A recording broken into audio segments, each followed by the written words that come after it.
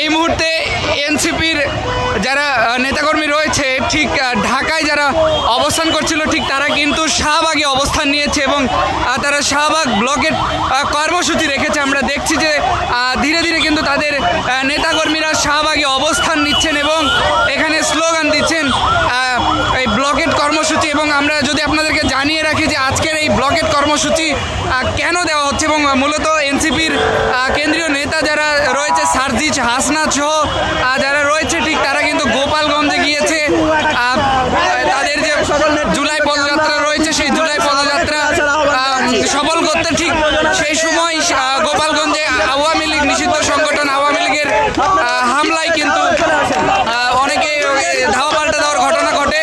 ঠিক সেই ধাওয়া পাল্টা দেওয়ার ঘটনাকে কেন্দ্র করেই কিন্তু আজকে শাহবাগ সহ তাদের নেতাকর্মীরা যেমনটি নির্দেশনা দিয়েছে যে বিভিন্ন জায়গার ব্লকেট কর্মসূচি ঘোষণা করা হয়েছে এবং সেটিকে কেন্দ্র করেই কিন্তু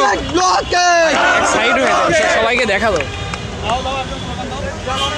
সেটিকে কেন্দ্র করেই তারা আজকের এই ব্লকেট কর্মসূচি রেখেছে। আমরা ঠিক এখন রয়েছি শাহবাগে, আপনারা যেমনটি দেখছেন শাহবাগে কিন্তু তারা ব্লকেট কর্মসূচি পালন করবেন এবং এখানে তাদের নেতাকর্মীরা ইতিমধ্যে কিন্তু আসতে শুরু করেছে।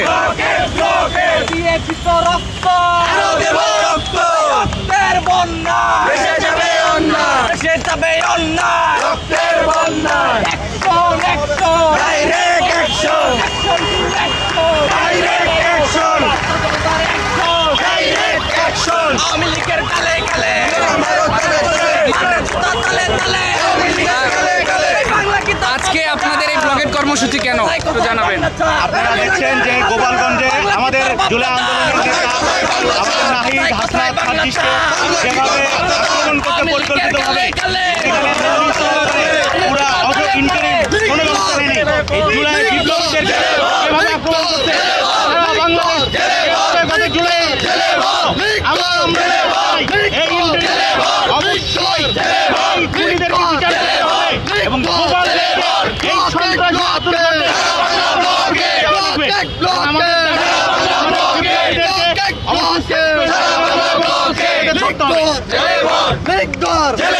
দর্শক আমরা কথা বলছিলাম একজন এনসিপি নেতার সাথে, তিনি কিন্তু যেমনটি জানাচ্ছিলেন যে গোপালগঞ্জের যেই তাদের যেই নেতাকর্মী কেন্দ্রীয় নেতাকর্মীদের যে হামলার ঘটনা ঘটেছে সেই হামলার ঘটনাকে কেন্দ্র করে কিন্তু তারা শাহবাগ ব্লকেট কর্মসূচি রেখেছে।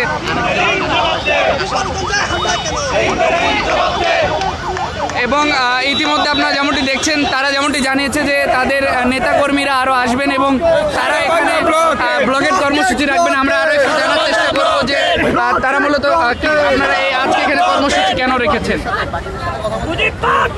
আপনারা দেখেছেন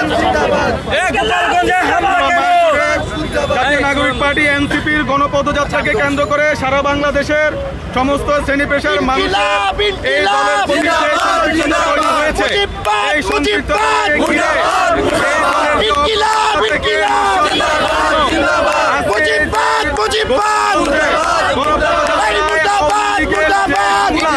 এই হামলায় প্রমাণ করে এবং যে নীলতা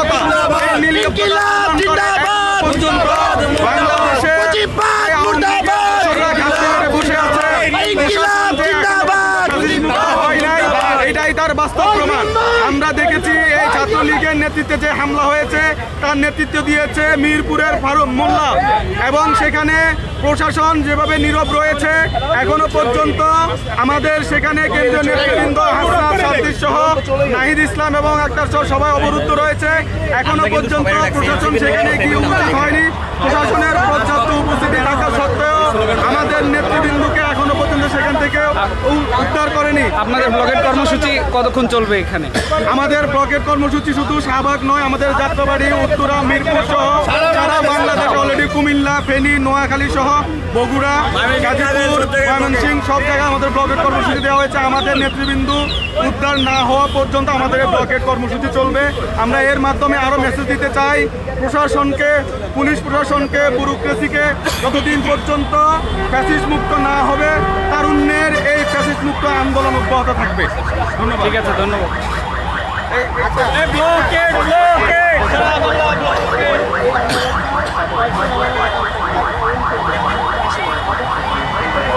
ইতিমধ্যে আপনারা যেমনটি দেখছেন সময় যত গড়াচ্ছে তাদের নেতাকর্মীরা কিন্তু এখানে জমায়েত হচ্ছেন এবং তারা যেমনটি জানাচ্ছিলেন যে তারা শাহবাগ শুধু নয় পুরো বাংলাদেশ, তারা সমগ্র বাংলাদেশে তাদের এই ব্লকেট কর্মসূচি রাখবে। ইতিমধ্যে আমরা রয়েছি শাহবাগে, আপনারা যেমনটি দেখছেন রাজধানীর শাহবাগ এলাকায় একটু আগেও যান চলাচল করলে এখনও যান চলাচল করছে, তবে এনসিপির নেতাকর্মীরা যারা ঢাকায় অবস্থান করছিল তারা এখানে শাহবাগে অবস্থান নিয়েছে এবং তারা যেমনটি জানাচ্ছিলেন যে তারা আজকে ব্লকেট কর্মসূচি এখানে রাখবেন এবং তাদের নেতাকর্মীরাও ইতিমধ্যে কিন্তু এখানে জমা হতে শুরু করেছে।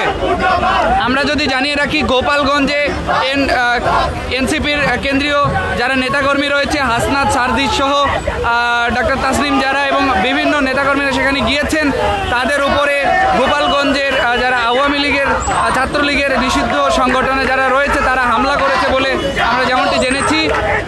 ঠিক সেটিকে কেন্দ্র করেই কিন্তু আজকের এই ব্লকেট কর্মসূচি তারা এখানে রেখেছে।